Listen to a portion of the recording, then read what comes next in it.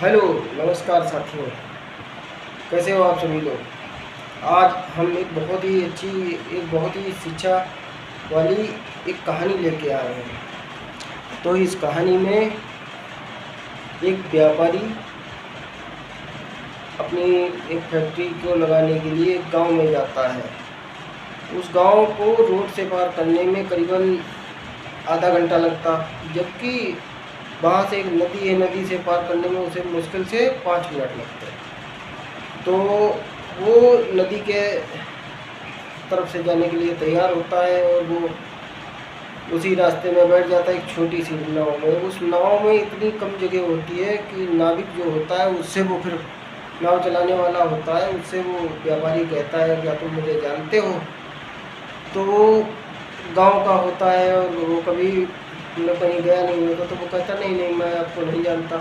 कहीं क्यों, तू अखबार नहीं पढ़ता क्या। तो कहता नहीं सब मैं पढ़ा लिखा ही नहीं हूँ, तो अखबार कैसे ही पढ़ूँगा।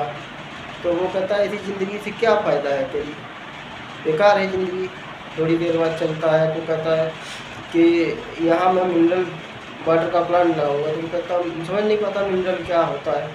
तो पूछता क्या साहब। तो कहता है बिल्कुल तू गंवार है, तू मिनरल नहीं जानता, जो पानी की बोतलों की सप्लाई शहरों में होती है, शहर के लोग जानते थे। इसी ख्यालों में वो वास्तव में समझने लगता है कि वो उसे कुछ नहीं आता है और उसे ये व्यापारी सही समझ रहा। थोड़ी देर बाद नाव एक पत्थर से टकरा जाती है, टूट जाती है, उसमें पानी भरने लगता है।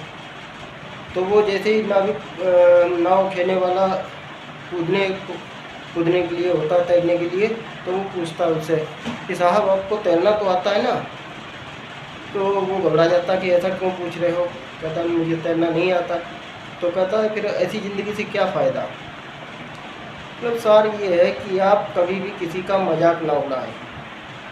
आप सोच सकते हैं कि एक नाविक ने कहा उससे कि मैं आपको बचा भी सकता हूँ, मेरे पास ये भी हुनर है कि मैं आपको तैर के पार भी लगा सकता हूँ।